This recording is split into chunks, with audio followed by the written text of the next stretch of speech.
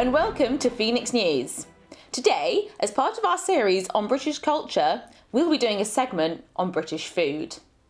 A couple of students from Terry Row, Coventry, sent us in a video of what British food they might cook on a typical day. Hi, I'm Sarah, and this is a video of me and Scott, my friend, cooking a traditional English breakfast.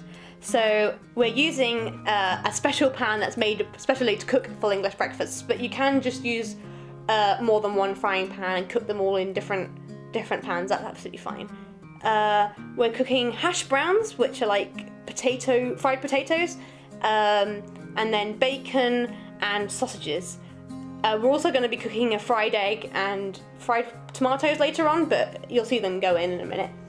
We're using a gas hob, which can be quite tricky to turn on. You have to click it down and turn the ignition on, and then you turn it around to make the gas go on, which can be kind of hard to get used to, but once you've got the hang of it, it's pretty good. You don't have to use the items that we're using to have an English breakfast. You can have different ones. So quite a lot of people normally have beans. We forgot to buy beans, which is why we haven't got any. But you can also have fried bread and black pudding. Black pudding's very English. We're also cooking toast, which you'll see the toaster in it. Oh, here it is. Our toaster isn't very good. It only cooks one side, but we make do. And then you got to make sure you have the butter on the toast as well. And then here's us putting our breakfast on. Me and Scott disagree as to how you should lay out your breakfast. I think you should have all the items around the plate separately, but he thinks you should put them all on the toast. So I just let him do it. You have to have ketchup, definitely. That's the best thing, and here's me tucking into it. It was very tasty. I can definitely approve of that. But yeah, you can have cereal for breakfast as well, or just toast. But if you've got time, a full breakfast is really, really good. Right, this is our friend's house. We went to go and have tea there. We're cooking toad in the hole, and you can see here we're using the electric hob, which is different to a gas hob. It's much easier to turn on, but basically the same. We're making batter now for the toad in the hole. This can be actually used for making pancakes as well, but if we put it in the oven, then it turns it into Yorkshire pudding, which is what we're gonna have. You have to add the milk gradually, and then make sure you keep stirring it to make sure it's smooth throughout the whole thing, because if you don't do that, it can get lumpy, and that's not great.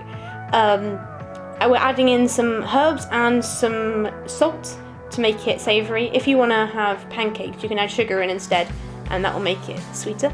And then we're going to put the sausages in a tray, and then we're going to pour the batter on top of them, and then we're going to put it in the oven.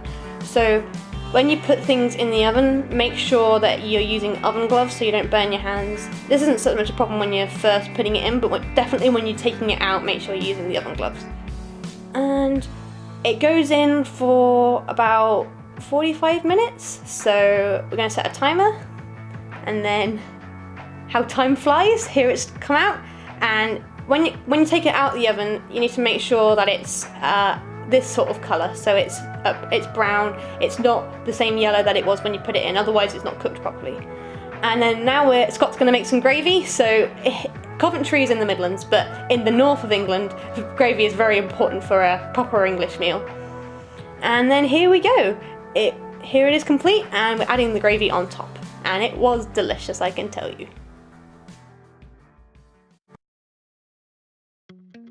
So we went on a trip to Kenilworth from Coventry, which is about a 20-minute journey. We went to a local pub called the Green Man for Sunday lunch. As you can see, Sunday lunch menu, 2 courses, which is what we had, is around about £11. You have choice of starters, mains and desserts. I had, for a main, the roast platter, and for dessert I had the apple pie with custard. There are variations on the dessert menu. You could have custard or cream or ice cream, depending on what your preference is. Also drinks, we had tap water and 2 lemonades and a cider. Overall cost of the meal was about £30 for 2 people. So not too bad.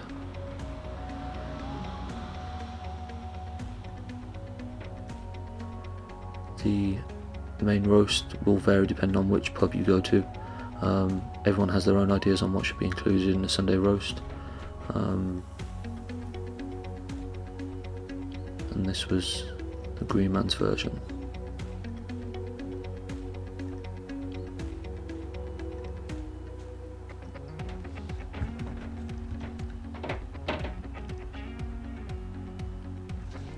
This includes roast potatoes, Yorkshire puddings, vegetables, and the chicken and beef, and gravy.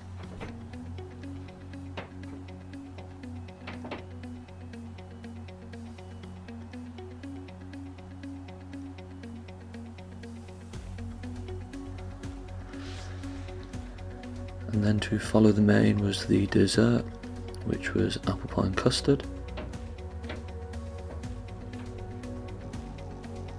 And there's an example of going out and having a meal.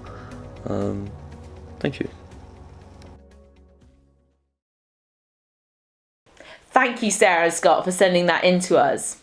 Next up, we have 3 British students on the line, Steph, Evie and Alice. Hi, ladies. Okay, first question. What, in your opinion, is traditional British food? Traditional British cuisine includes things like fish and chips and sausage and mash.